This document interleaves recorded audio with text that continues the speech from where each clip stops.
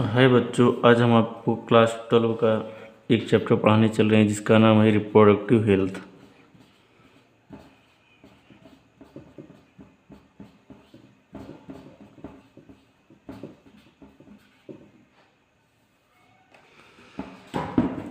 सबसे पहले जानते हैं बेटा रिप्रोडक्टिव हेल्थ होता क्या है। हेल्दी रिप्रोडक्टिव ऑर्गन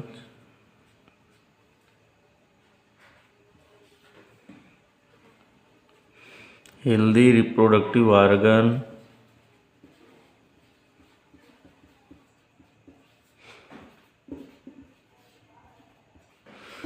और इसके normal function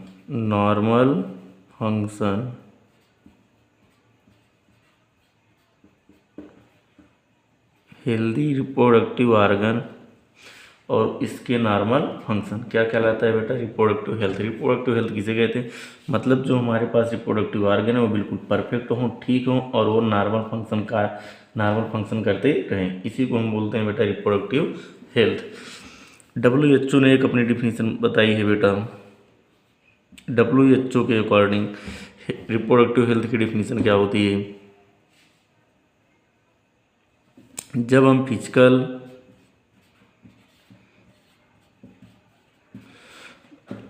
social, emotional, behavioural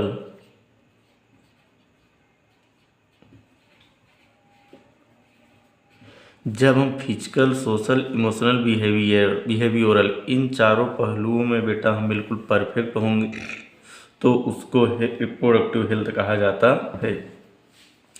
WHO के अकॉर्डिंग बेटा जब हम इन चारों में बिल्कुल परफेक्ट होते हैं तो उसी को बोला जाता है रिप्रोडक्टिव हेल्थ। इसको बेटा हम मिटाते हैं। अब अपनी एक हेडिंग आती है जिसका नाम होता है बेटा reproductive health problem and strategy.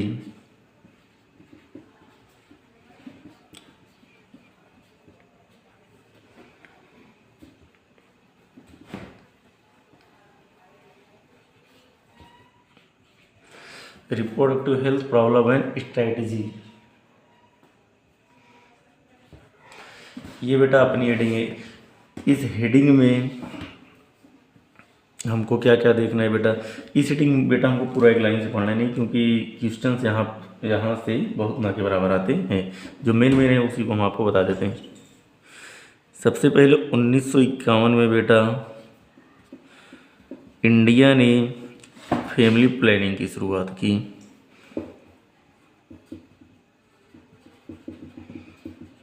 Family planning की शुरुआत की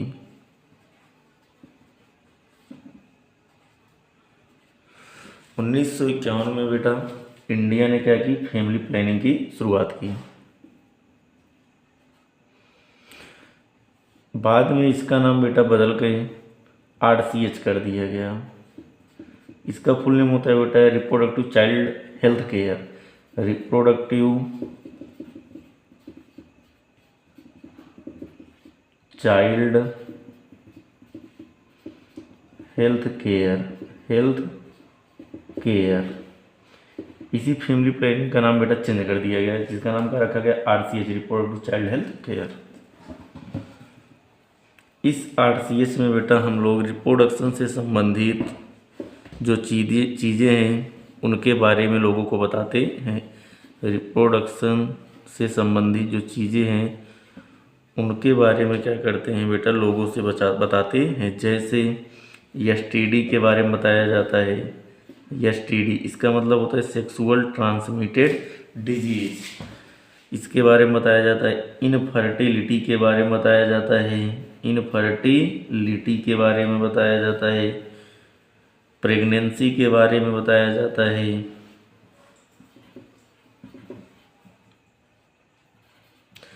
एबॉर्शन के बारे में बताया जाता है।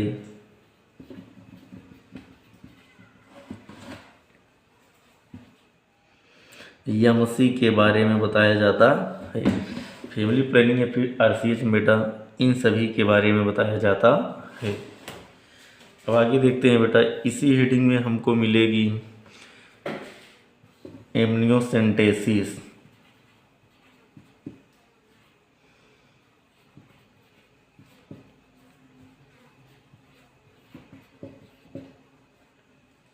एमनियोसेंटेसिस बेटा एक प्रकार का टेस्ट होता है।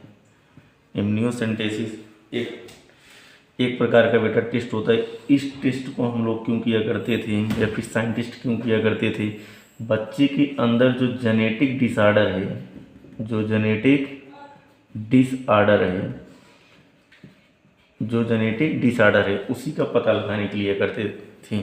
अब कौन कौन से जेनेटिक डिसऑर्डर, जैसे हीमोफीलिया,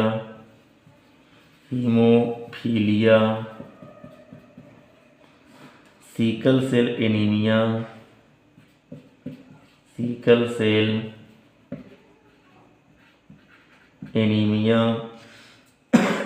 डाउन सिंड्रोम,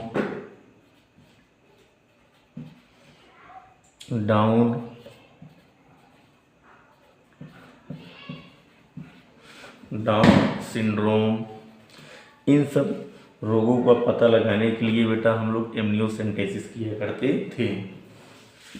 लेकिन बाद में क्या हुआ बेटा, हम लोग इसके द्वारा बच्चे का सेक्स पता करने लगे। मतलब जो बच्चा है पेट में वो मेल है कि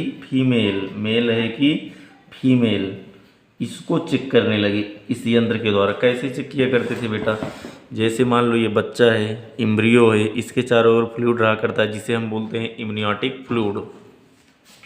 इम्नियोटिक फ्लूइड से फीटल सेल लिया करते थे और उस सेल में न कौन सा सेक्स क्रोमोसोम है उसी का पता लगाकर चेक कर लिया करते थे कि बच्चा मेल है कि फीमेल।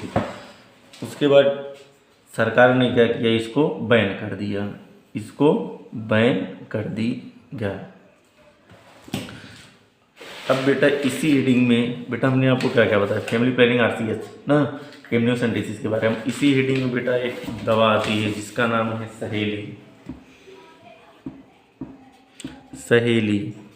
सहेली बेटा एक दवा है, ओरल कॉन्ट्रासेप्टिव होती है। इसको लखनऊ के